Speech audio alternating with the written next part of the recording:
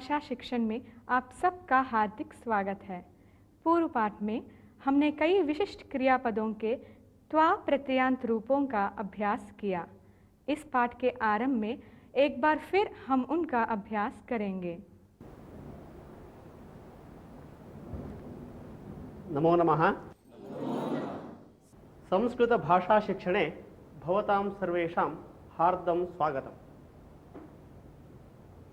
पूर्वतनपाठे भवन्तः त्वा प्रत्ययान्तस्य किञ्चित् रूपं ज्ञातवन्तः। इदानीं वयं तस्य किञ्चित् पुनरभ्यासं कुर्मः। अहम् एकं वाक्यं वदामि, अनन्तरं भवन्तः एकैकं वाक्यं वदन्तु। अहं जलं पीत्वा पाठं पठामि। भवन्तः एकैकं वाक्यं वदन्तु। भवान् वदतु एकम्। अहं कार्यं कृत्वा बहिः गच्छामि। समीचीनम्। अहं निद्रां कृत्वा उत्तिष्ठामि। अहं शालां गत्वा आगच्छामि। भवान् वदतु। अहं पाठं पठित्वा क्रीडामि। समीचीनम्। अहम् इदानीं वाक्यद्वयं वदामि, तयोः मेलनं कृत्वा भवन्तः एकं वाक्यं वदन्तु। छात्रः पाठं पठति, टिप्पणीं लिखति।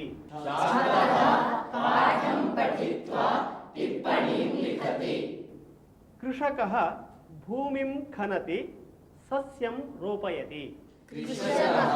भूमिं खनित्वा सस्यं रोपयति। सस्यं रोपयति।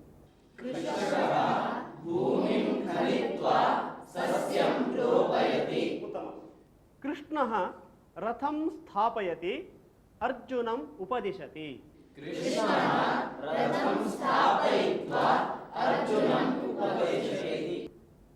आरक्षकः धावति, चोरं गृह्णाति।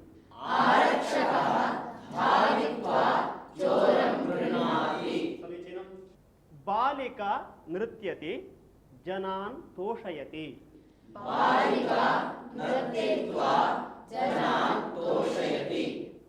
जननी स्नानं करोति, पाकं करोति।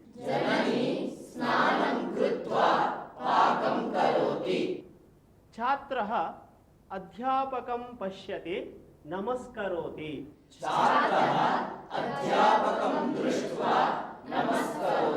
युवकः चित्रालयं गच्छति, चित्रं पश्यति।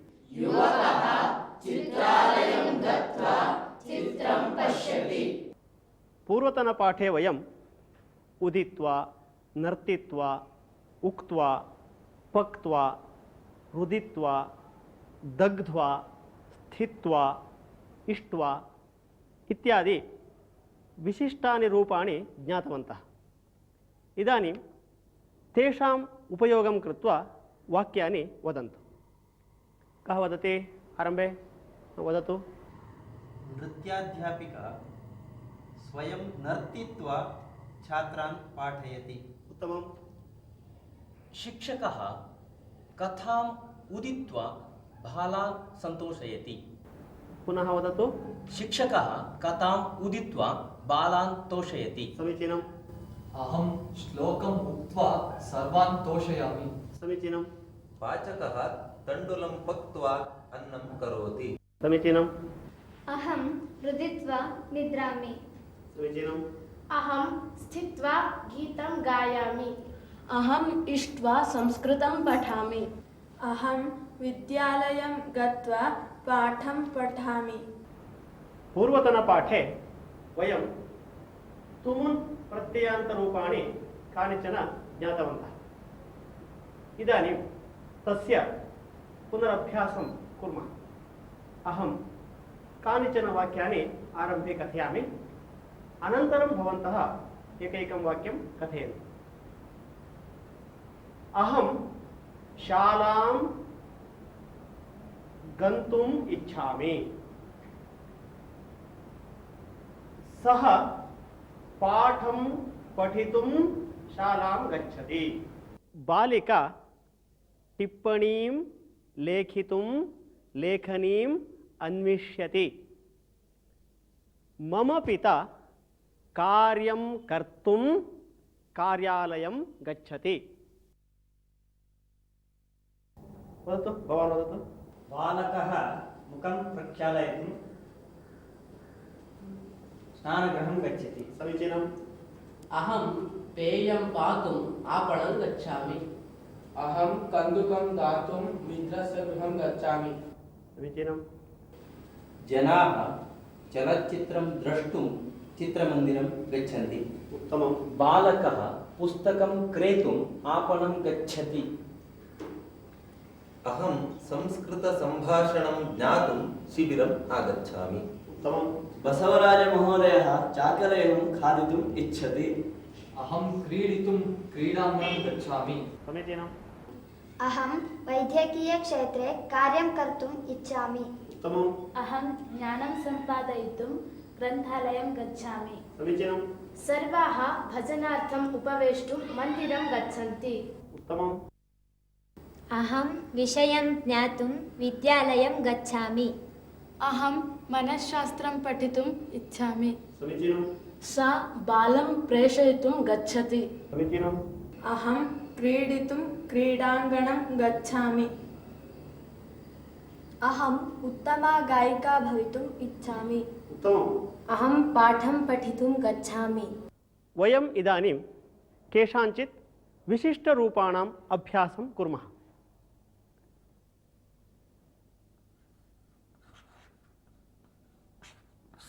नमति, नन्तुम्।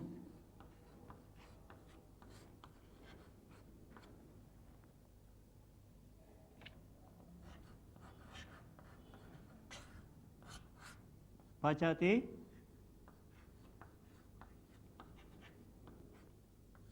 पक्तुम्। अहं वाक्यं वदामि।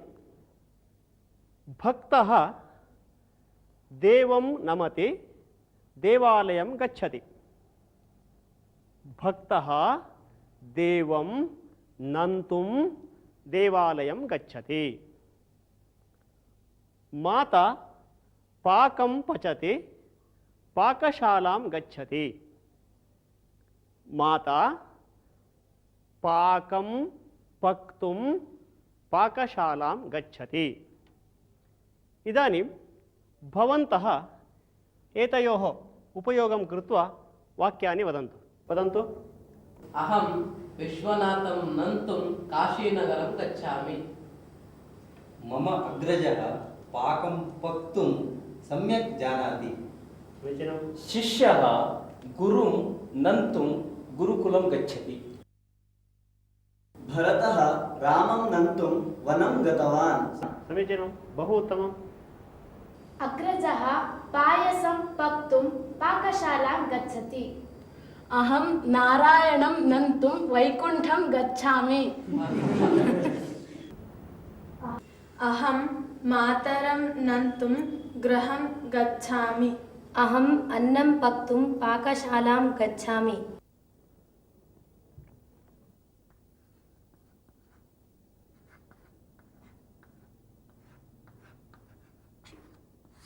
गृह्णाति, ग्रहीतुं।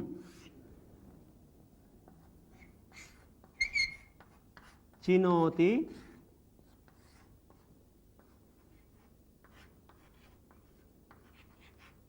चेतुम्।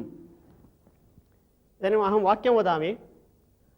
आरक्षकः चोरं ग्रहीतुं धावति। बालकः फलानि चेतुम् आरामं गच्छति।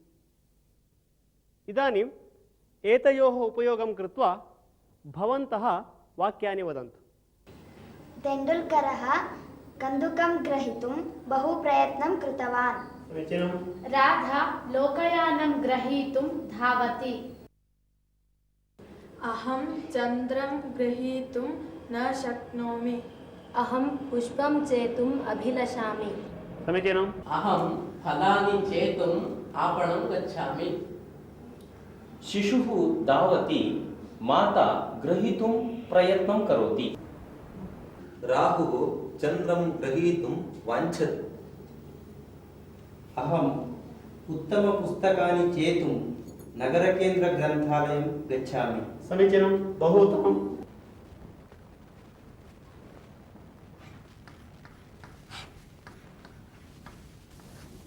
गायति, गातुं,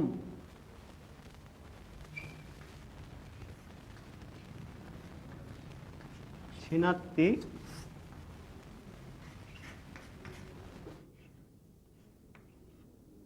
छेत्तुम्।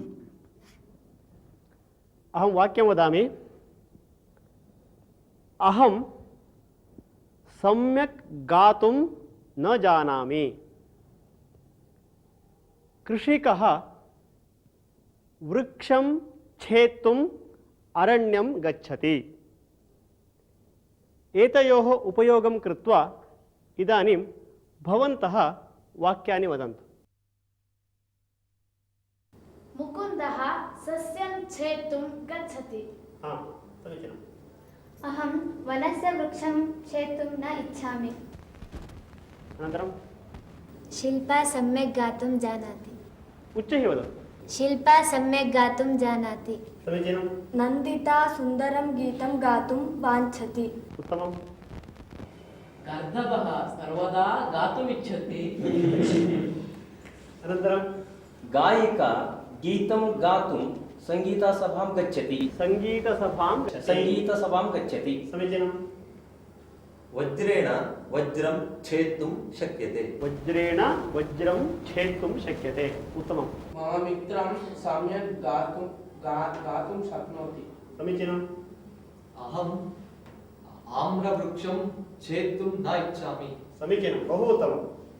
इदानीम् अहं कानिचन क्रियापदानि वदामि। तेषां तुमुन्नन्तरूपाणि भवन्तः वदन्तु। क्रीणाति,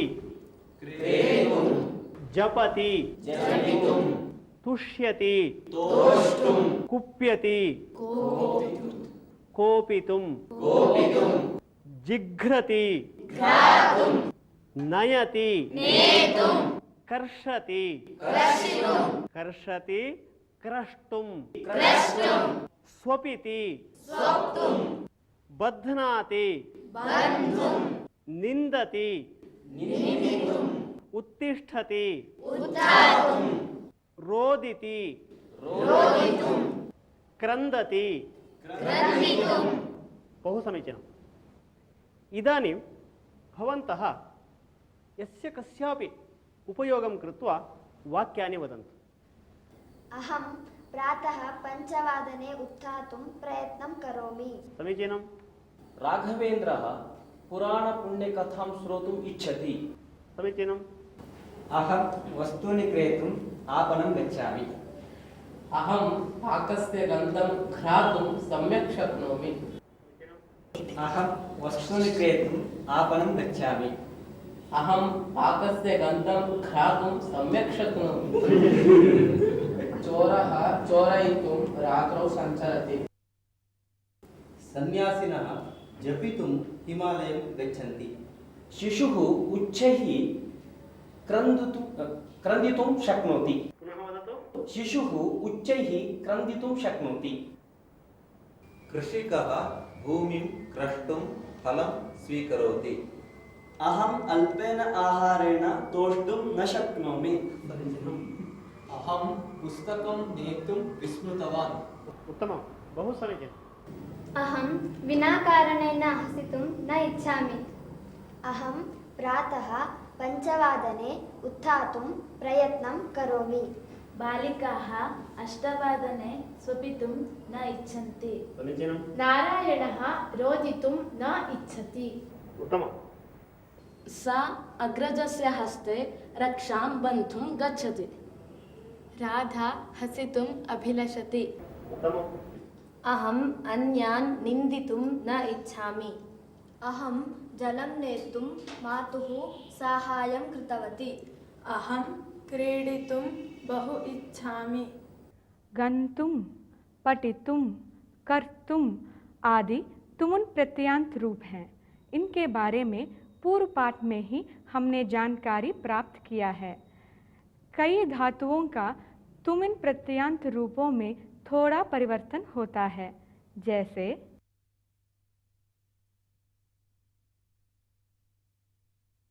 नमति, नंतुम,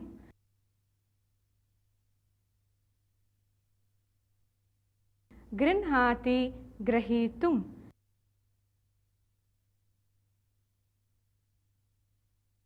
चिनोति, चेतुम,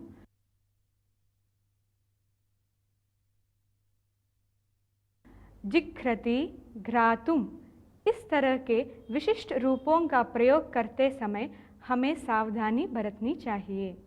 जैसे भक्तः देवं नन्तुं देवालयं गच्छति। अहं विश्वनाथं नन्तुं काशीनगरं गच्छामि। आरक्षकः चोरं ग्रहीतुं धावति। तेण्डुल्करः कन्दुकं ग्रहीतुं बहु प्रयत्नं कृतवान्। राधा लोकयानं ग्रहीतुं धावति। बालकः फलानि चेतुम् आरामं गच्छति। अहं फलानि चेतुम् आपणं गच्छामि। वृक्षं छेत्तुम् अरण्यं गच्छति। मुकुन्दः सस्यं छेत्तुं गच्छति। अहं वनस्य वृक्षं छेत्तुं न इच्छामि। इदानीं वयम् एकं सुभाषितं शृणुमः।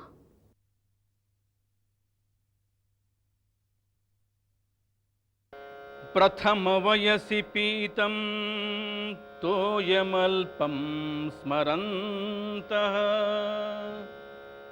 शिरसि निहितभाराः नारिकेलानराणाम् उदकममृतकल्पं दद्युराजीवितान्तम् न हि कृतमुपकारं साधवो विस्मरन्ति।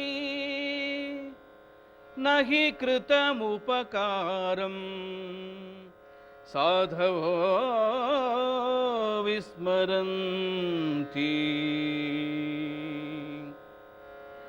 प्रथमवयसि पीतं तोयमल्पं स्मरन्तः शिरसि निहितभाराः नारिकेलाः नराणाम्। प्रथमवयसि पीतं तोयमल्पं स्मरन्तः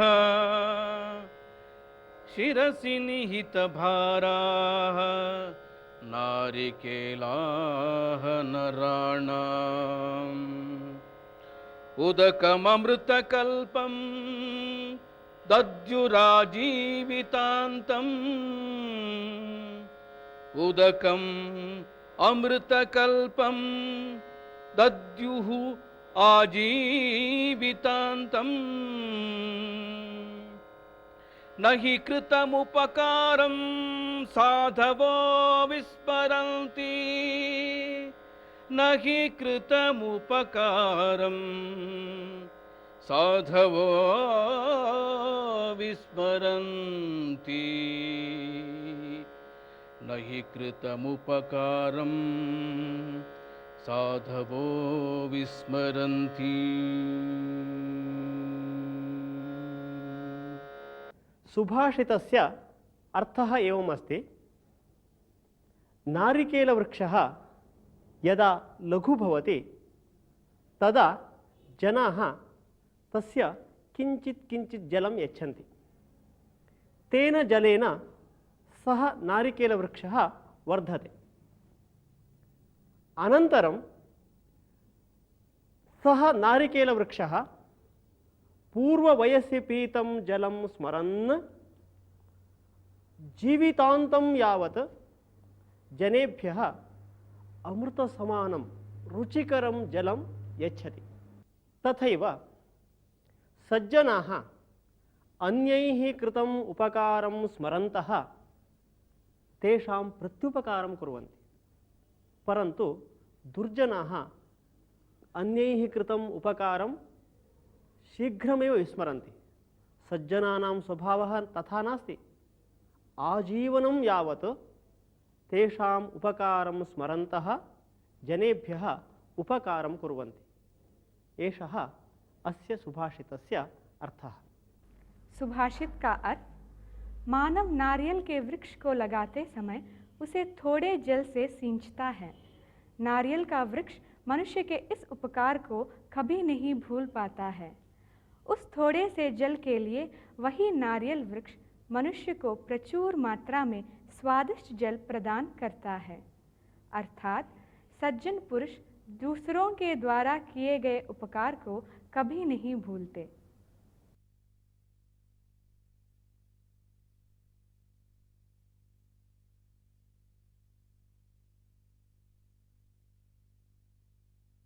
अहम् इदानीम् एकां कथां कथयामि। भवन्तः सावधानेन शृण्वन्तु। एकदा महाराजस्य युधिष्ठिरस्य आस्थानं कश्चन याचकः आगच्छति। सः आगत्य महाराजं पृच्छति, भो महाराज, मह्यं 100 नाणकानि ददातु इति। महाराजः, बन्धो श्वः आगच्छतु, श्वः भवते नाणकानि ददामि इति कथयति। याचकः अस्तु महाराज इति महाराजं नमस्कृत्य गच्छति। एतत् सर्वं पार्श्वे स्थितः भीमसेनः पश्यन् आसीत्। भीमसेनः एतत् सर्वं दृष्ट्वा एकवारं किञ्चित् हसति, हसित्वा द्वारं प्रति गच्छति। महाद्वारस्य समीपे एका विजयघण्टा आसीत्। भीमसेनः तत्र गत्वा विजयघण्टायाः वादनं करोति। तत् श्रुत्वा युधिष्ठिरः विस्मितः अभवत्, यतः यदा पाण्डवसेना विजयं प्राप्नोति अथवा राज्ये विशेषः महोत्सवः भवति तदा एव सा घण्टा वाद्यते। अतः युधिष्ठिरः विस्मितः अभवत्। युधिष्ठिरः भीमसेनम् आहूय किमर्थं घण्टावादं कृतवान् इति पृच्छति। तदा भीमसेनः वदति, अग्रज, अद्य सर्वश्रेष्ठः विजयः प्राप्तः अस्ति, यतः तादृशं विजयं एतावत् पर्यन्तं जगति यः कोऽपि न प्राप्तवान् इति भीमसेनः वदति। तदा धर्मराजः, किं भवान् विनोदं वदति वा? कः सः विजयं प्राप्तवान् इति पुनः पृच्छति। तदा भीमसेनः वदति, इदानीं भवान् तं याचकं भवता अभिलषितं श्वः दास्यामि इति उक्तवान् किल? एतेन ज्ञायते भवान् श्वः पर्यन्तं निश्चयेन जीवति इति। एषः मृत्योः उपरि दिनपर्यन्तकः सर्वश्रेष्ठः विजयः भवति इति भीमसेनः उक्तवान्। तदा युधिष्ठिरः भीमसेनस्य वचनस्य तात्पर्यं ज्ञात्वा लज्जितः भवति। तदा युधिष्ठिरः तं याचकं पुनः आहूय तस्मै नाणकानि दत्त्वा तं प्रेषयति। कथायाः अर्थः ज्ञातः वा? धन्यवादः। नमो नमः। इसी के साथ अब यह पाठ समाप्त होता है। अगले पाठ में फिर मिलेंगे। तब तक के लिए धन्यवाद।